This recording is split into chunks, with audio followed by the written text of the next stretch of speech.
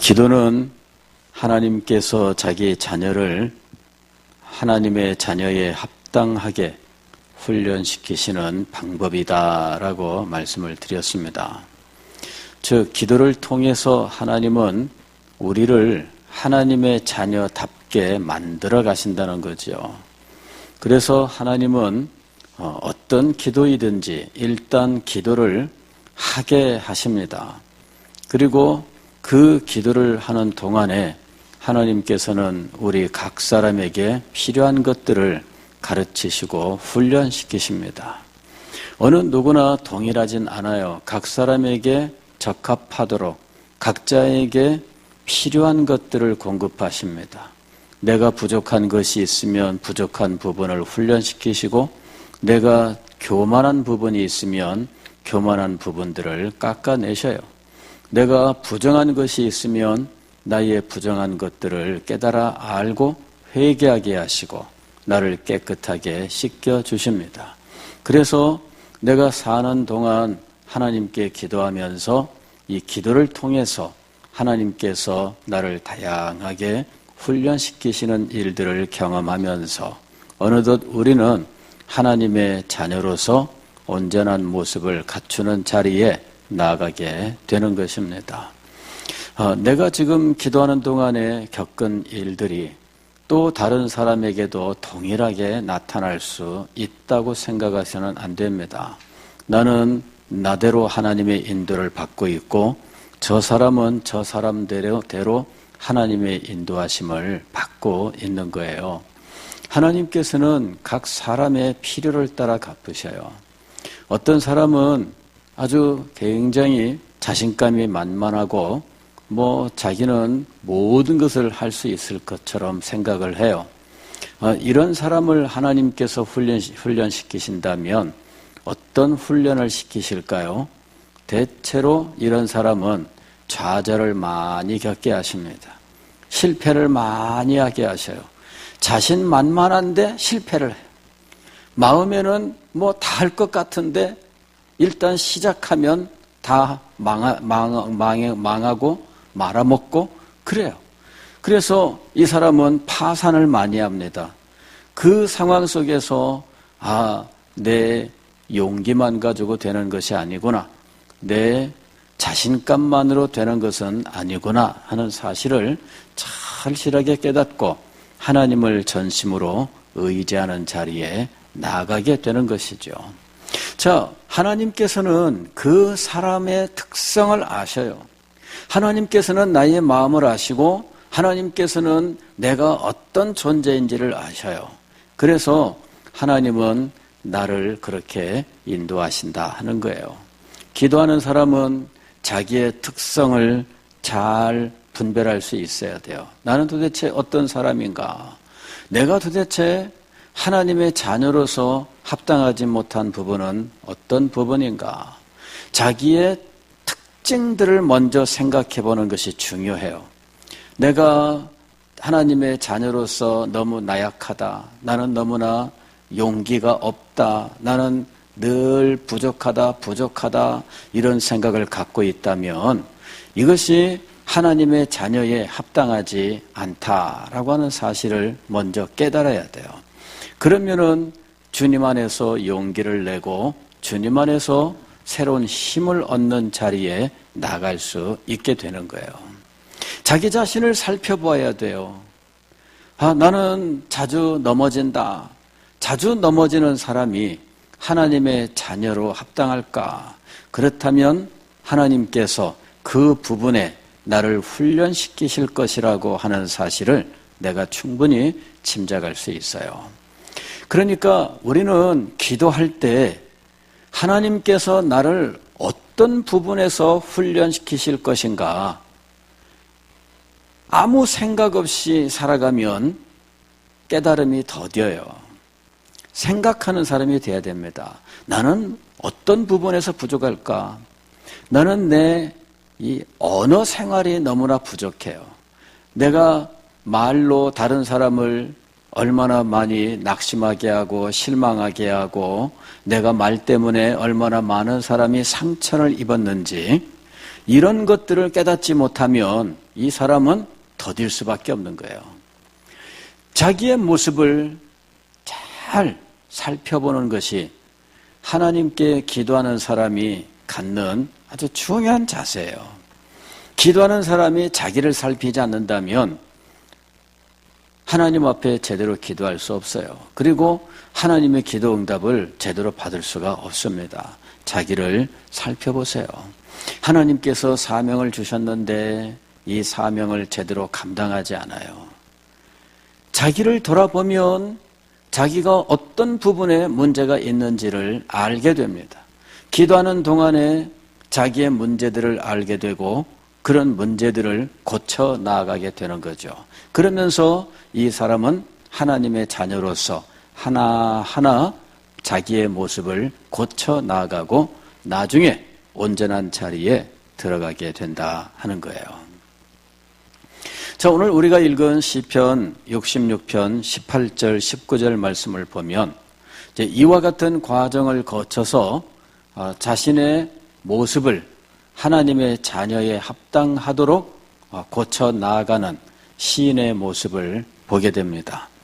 18절 말씀을 보면 내가 나의 마음에 죄악을 품었더라면 주께서 듣지 아니하시리라. 그는 하나님의 자녀에 합당하지 않은 모습에 대해서 이야기를 하고 있습니다. 하나님의 자녀라면 이래서는 안 된다라고 하는 이 사실에 대해서 이야기를 하고 있어요. 내가 내 마음에 죄악을 품으면 주께서 듣지 아니하시리라. 그는 하나님의 자녀에 합당하지 않은 모습으로 마음에 죄악을 품는 것에 대해서 이야기를 하고 있습니다. 하나님의 자녀가 마음속에 죄악을 품는다면 그는 하나님의 자녀로 합당하지 않아요. 그렇다면 하나님께서 그 부분을 고치려고 하지 않겠습니까? 우리들도 자녀를 양육하면서 자녀의 모습, 그 고치고 싶은 모습들이 있잖아요. 그럴 때 자녀에게 넌 이런 것을 고치는 것이 좋겠다 이렇게 좋게 말하는 경우도 있고 넌 이건 왜 이러냐 하면서 호통을 치는 경우도 있고 왜 이렇게 해서 하면서 매를 드는 경우도 있어요. 어떤 경우에는 이것을 고치게 하기 위해서 네가 이것을 고치게 되면은 휴대폰을 바꿔줄게. 이것을 고치면은 컴퓨터를 새로 사줄게. 이렇게 회유하는 경우도 있어요. 어떨 때는 혼내고 어떨 때는 달래고 어떨 때는 매를 들고 어떨 때는 선물을 줘요. 다 무슨 목적이에요? 고치기 위해서요. 고치기 위해서. 하나님께서 우리를 고치기 위해서 기도를 듣지 않으신다라고 하는 거예요. 기도를 했는데 응답을 받지 못하십니까? 그렇다면 하나님께서 고치기를 원하는 것이 있다라고 생각하시는 것이 좋습니다. 하나님께서 나에게 무엇을 고치기를 원하시는지, 하나님은 도대체 내가 무엇을 지금 고치기를 원하시는지 자신의 모습을 살펴보아야 돼요. 그러면서 이것이 하나님께서 고치기를 원하시는 부분일 거야. 생각나면 그 부분을 고치려고 해야 돼요. 하나하나 고쳐 나아가는 동안에 하나님께서 나의 기도를 들으시는 경험을 하게 되는 거예요. 여러분, 하나님은 그냥 막연히 멀리 계신 분이 아니에요. 실제적으로 우리의 삶에 함께 하시면서 우리의 말과 우리의 생각과 우리의 행실과 모든 우리의 행하는 일들을 일일이 간섭하고 계신다라고 하는 거죠. 어머니들이 그렇잖아요. 어머니들이 자녀들에게 어머니들은 그냥 일일이 다 얘기를 해요. 그래서 어머니의 잔소리가 제일 무섭대잖아요. 어머니의 잔소리만큼 무서운 게 어디 있어요? 이건 이래야 된다, 이건 이래야 된다. 알고 있는 건데 또 말해. 아는데 또 말해. 어저께 말했는데 오늘 또 얘기해. 아침에 말했는데 저녁 때 또 얘기해. 이게 어머니예요. 왜 그럴까요? 자녀의 삶에 어머니는 깊이 지금 관여하고 있는 거예요. 떼지 못 뗄 수 없는 관계가 있는 거죠. 마찬가지로 하나님께서도 우리의 삶에 이렇게 일일이 간섭하고 계셔요. 아니, 이것은 간섭이란 말은 사실은 부정적 의미가 좀 더 강하죠. 하나님께서는 우리의 삶에 참여하고 계셔요. 일일이 참여하고 계셔요. 우리가 이것을 느끼지 못하기 때문이에요. 영적으로 둔감하고, 그래서 하나님이 우리의 삶에 분명히 나타나셔서 말씀하시는데 우리는 알아듣지를 못하는 거죠. 각성하는 것이 무엇이냐? 하나님이 나에게 말씀하시는 것, 하나님께서 나에게 가르치시는 것에 대하여 내 눈이 열리고 내 귀가 열리고 내 마음이 열리는 거예요. 기도하는 사람은 항상 하나님의 그 말씀, 하나님의 가르치심에 깨어 있으려고 노력을 해야 돼요. 너희가 깨어 있어 기도하라. 단지 육신의 잠만을 말하는 것이 아니에요. 우리의 영혼이 깨어 있어야 돼요. 그래야 하나님의 음성이 들려오고, 그래야 하나님의 뜻이 우리에게 나타나요. 하나님께서 우리에게 무엇을 원하시는지 그제서야 우리가 알게 돼요. 전에는 잘 안 들렸는데 내가 깨어나고 보니까 그렇게 선명하게 들려요. 시인은 지금 그걸 얘기하고 있습니다. 내가 나의 마음에 죄악을 품었더라면 주께서 듣지 아니하시리라. 여기 죄악이라고 하는 것은 불의, 불법, 부정 이런 것들을 의미하는 말입니다. 이것은 하나님께서 정해놓으신 어떤 규범을 어기는 것을 의미하고 있어요. 그리고 마음에 품었더라면, 품었다라는 말은 무엇을 의미하느냐 하면 용납하고 인정하고 이해해 주는 것을 의미하는 거예요. 저는 처음에 여기 이 말씀을 읽었을 때에는 내가 내 마음속에 불의를 품고 부정한 것들을 마음속에 갖고 불의를 행하려고 적극적으로 불법을 행하려고 하는 마음을 가지고 있는 것이다 라고 생각을 했어요. 그러나 여기에 말씀의 의미를 좀 더 연구를 해보니까 내가 마음에 불법을 행하려고 적극적으로 의도하는 것을 의미하는 것이 아니에요. 사실 그렇잖아요. 그리스도인들이 누가 적극적으로 죄를 지으려고 하는 마음을 갖겠습니까? 그리스도인이라면 범죄자들처럼 죄를 마음속에 의도하고 이것을 행하려고 하고 모의하고 그런 일들은 하지 않습니다. 그리스도인들이라면 그런 것들을 피하고 싶어 하지 누가 죄를 짓는데 동참하려고 하겠어요? 그러니까 여기 지금 내 마음에 죄악을 품으면 이란 말은 그 불법을 행하려고 하는 마음이 있다라는 의미가 아니라는 거예요. 불의를 행하려고 하는 마음을 갖고 있다 그런 이야기가 아니라는 거예요. 여기에 품으면이라고 하는 말은 용납한다라는 말이에요. 내가 내 마음속에서 죄악을 용납하면 그 말이에요. 죄를 내가 행하려고 하는 마음은 갖지 않지만 그 죄를 내가 내 마음속에서 눈 감아주는 거예요. 눈 감아주는 거. 이게 품으면이란 말의 원래 의미입니다. 죄악에 대하여 눈을 감으면 우리가 죄에 대해서 눈을 감는 때가 있습니다. 어떤 때예요? 내게 유익될 때. 나에게 유익이 다가온다 그러면 슬그머니 죄악을 눈을 감아요. 예전에 제가 초등학생 때 버스를 타고 학교를 다녔어요. 한 30분 버스를 타고 이제 학교를 다녔는데 그렇게 된 이유는 이사를 갔기 때문에 전학을 가면 좋은데 전학을 안 갔어요. 전학 생각도 못하고 그냥 그 학교 다녀야 되는 줄 알고 다녔어요. 그런데 아침에 이 버스를 타는데 같이 버스를 타고 학교를 다니는 친구들이 있었어요. 한 친구가 저보고 야 호이가 너 이리 와봐 그러더라고. 그래서 제가 그 친구한테 갔습니다. 근데 그 사이에 이 버스가 종점에서 이제 출발하는데 학생들이 다 사람들이 차에 타고 있으면 이 버스 안내양, 옛날에 안내양들이 있었잖아요.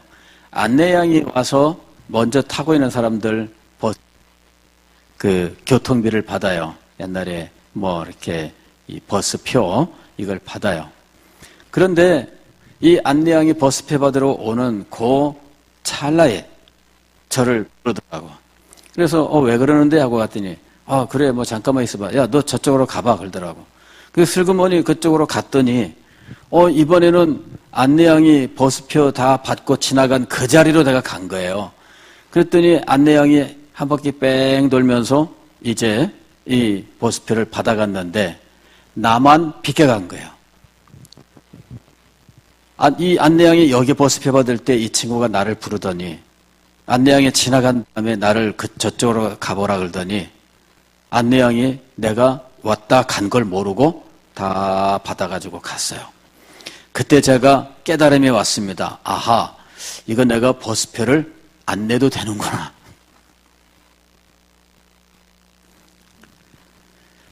안내양한테 제가 스스로 찾아가서 버스표를 줬을까요? 안 줬을까요? 아닙니다. 죄송합니다. 참 벌써 몇십 년 지났는데. 근데 그때 제 마음속에 이 친구가 나를 불렀다가 저리 가라고 하는 것이 바로 이것 때문이구나 하고 제가 알게 됐어요.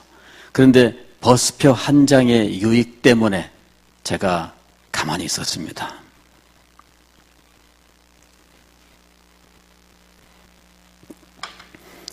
이게 뭐예요? 죄악을 눈 감는 거예요. 죄악을 눈 감는 거.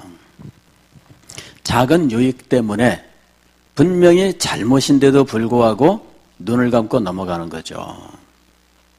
그리스도인들은 그래서는 안 된다 이거죠.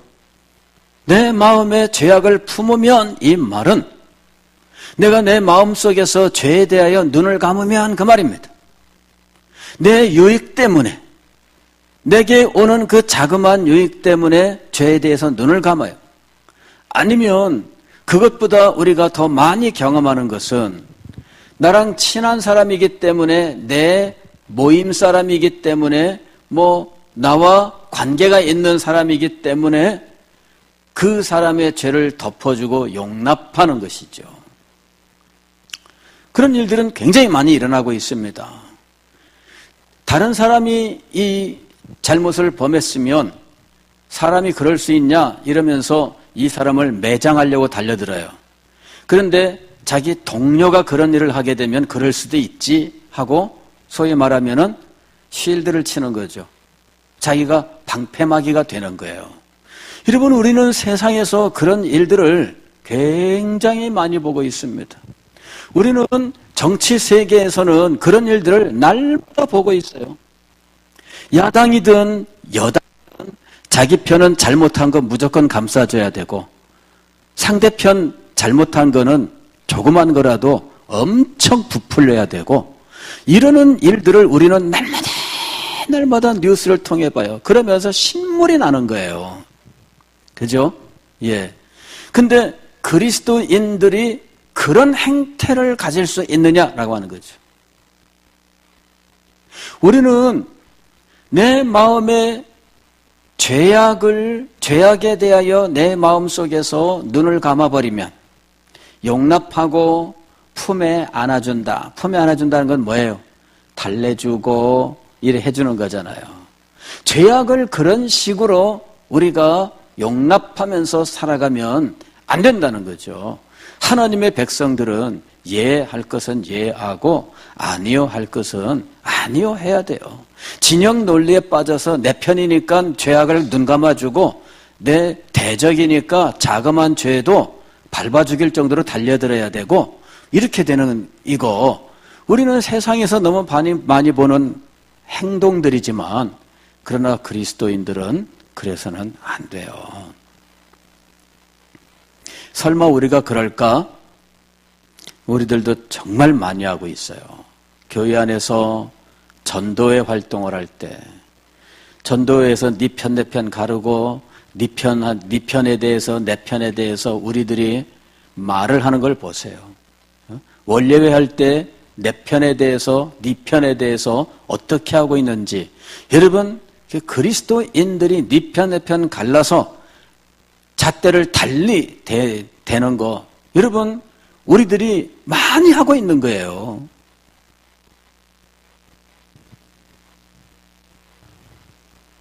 실상 내 마음에 죄악을 품으면이라고 하는 이 일은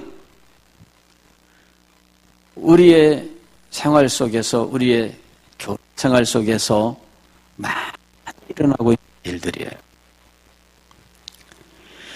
그것이 하나님의 백성으로서 하나인가 하는 것입니다.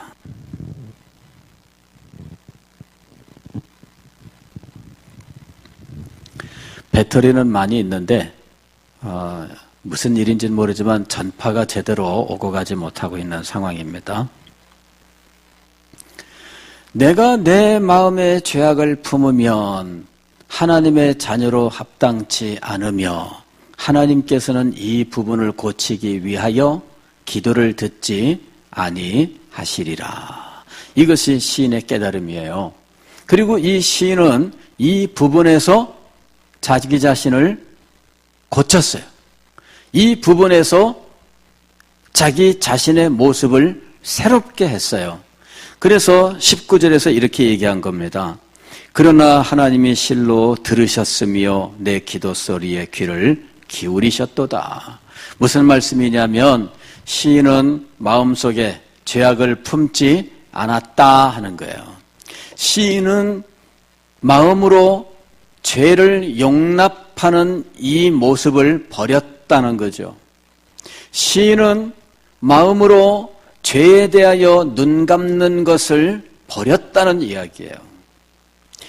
자기 이익에 따라서나 자기 진영 논리에 따라서 네 편, 내 편을 가르는 것에 따라서 어떤 사람의 죄는 눈 감아주고 어떤 사람의 잘못은 그럴 수 있느냐고 바르르 떨고 일어나던 이런 모든 모습들을 버렸다는 이야기죠. 우리는 이 모습을 버려야 돼요. 그래야 하나님의 자녀의 모습에 합당하게 변화되는 거예요.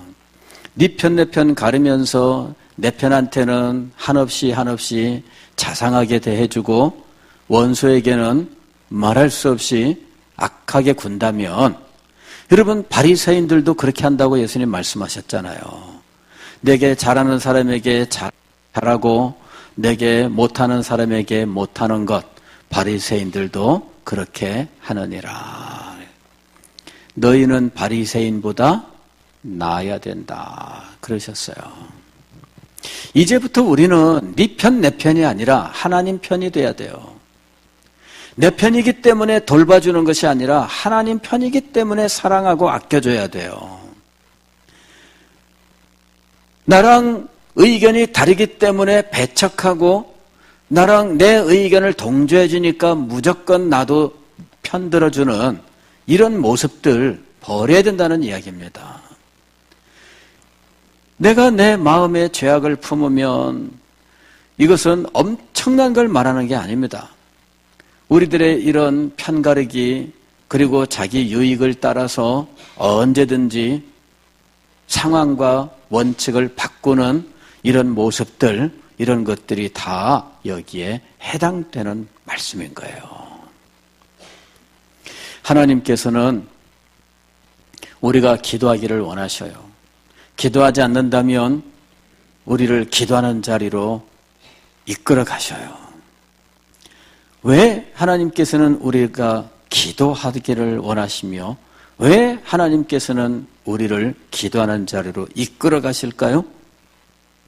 우리가 하나님의 자녀로 합당하게 변화되기를 원하시기 때문이에요.